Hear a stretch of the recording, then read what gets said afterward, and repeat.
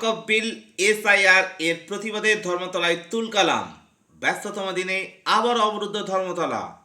আসছি বিস্তারিত খবরে। আজ ধর্মতলায় নওশাদ সিদ্দিকীর নেতৃত্বে ওয়াকফ আইনের বিরোধিতায় শান্তিপূর্ণ মিছিলে প্রচুর আইএসএফ সমর্থকরা হাজির হয়েছিলেন। পুলিশের দাবি মিছিলে কোনো অনুমতি প্রশাসনের কাছে নেওয়া হয়নি, তাই মিছিলে বাধা দেওয়া হয়। সেই সময় বিক্ষোভকারীদের সাথে ব্যাপক ধস্তাধস্তি শুরু হয়। আন্দোলন ছত্রভঙ্গ করতে বিধায়ক নওশাদ সিদ্দিকী সহ একাধিক আইএসএফ কর্মীকে পুলিশ আটক করে। ধর্মতলা থেকে শেখ সাবিরের report, SS Star news.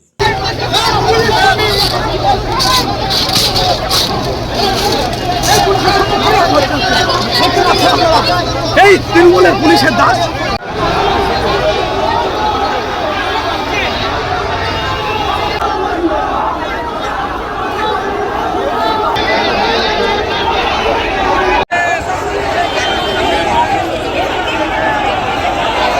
Tapas Banerjee আরো যে সমস্ত নেতৃত্বরা এসেছেন সবাই ঐক্যবদ্ধ কেন যে সংবিধানের উপর আঘাত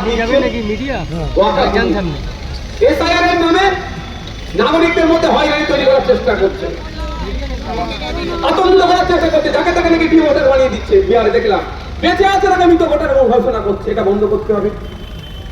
ফেক এসটিএসসি সার্টিফিকেট রমরমা হয়ে গেছে সারা পশ্চিমবাংলায়। 1 কোটি মানুষ নাই, 1.5 কোটি এসটি সার্টিফিকেট দিয়ে দিয়েছে। মাদ্রামি হচ্ছে, এগুলো বন্ধ করতে হবে। ভিন্ন রাজ্যে পরিযায়ী শ্রমিকদের উপরে যে আক্রমণ নেমে আসছে সেটা বন্ধ করতে হবে।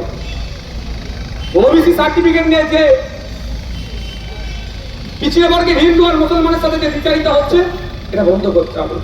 এই মর্মে আমাদের আজকে ধর্ণা মঞ্চ, শান্তিপূর্ণ ধর্ম মঞ্চ, শান্তিপূর্ণভাবেই হবে। আশা করছি পুলিশ আমাদেরকে সমগ্র সহযোগিতা করবে।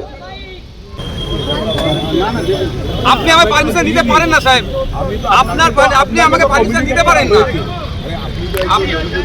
স্যার। ওই জন্যই তো বলছি আমি 100 বার আপনি আমাকে পারমিশন, আমি আপনার কাছে স্যার পারমিশন চাইনি, আপনার কাছে স্যার আমি পারমিশন চাইনি। আমি যদি পারমিশন চাইতাম তাহলে আমি বললাম যে ঠিক আছে আমি পারমিশন চেয়েছি, আপনি আমাকে রিজেক্ট করেছেন বা অল্টারনেটিভ দিয়েছেন। আমি কিন্তু আপনাকে জাস্ট ইনফর্ম করছি, ইনফরমেশন দিচ্ছি, এর বাইরে আমি কিছু না। আমরা শান্তিপূর্ণভাবে যাব, নিরস্ত্র, লাঠি মোটাসোটা নাই, পিস্তল নাই, বম নাই, গুলি নাই আমাদের কাছে কিছু। আমরা গিয়ে ওখানে শান্তিপূর্ণ অবস্থান বিক্ষোভে বসবো, ধর্ণা মঞ্চে বসবো। ঠিক আছে স্যার, আমরা আমাদের হায়ার অথরিটির সঙ্গে কথা বলি, একটু টাইম দিন, আমরা কথা বলে নিই।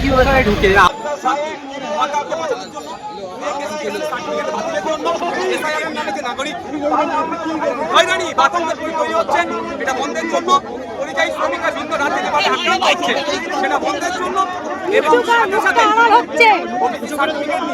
যেভাবে পিছিয়ে পড়ছে হিন্দু আর মুসলমানরা ক্ষতিগ্রস্ত হচ্ছে, এর স্থায়ী সমাধানের জন্য জোরে খুশি মেরেছে আমাকে।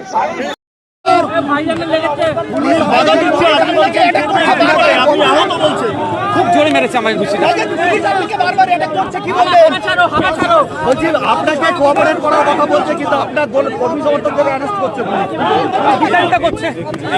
আমি ঠিক করে দিচ্ছি প্রথম লাইনটা। পুলিশ যেমন আটকানোর জন্য তৈরি হয়েছে, আমরা ওয়াকফ সম্পত্তি বাঁচানোর জন্যে, ওয়াকফের কালা কানুন প্রতিরোধ করার জন্যে এবং গোটা দেশে বাঙালি পরিযায়ী শ্রমিকরা যেভাবে আক্রান্ত হচ্ছে তাদের সুবিচার দেওয়ার জন্যে, ওয়াকফ বিরোধী, মোদি বিরোধী আন্দোলন করতে গিয়ে যাদের মুর্শিদাবাদে গ্রেপ্তার করে 750 মানুষকে, নিরীহ মানুষকে তাদের গ্রেপ্তার করে রাখা হয়েছে, তাদের ন্যায় আর ইনসাফ দিতে আজকের শান্তিপূর্ণ অবস্থান ধর্ণা হবে।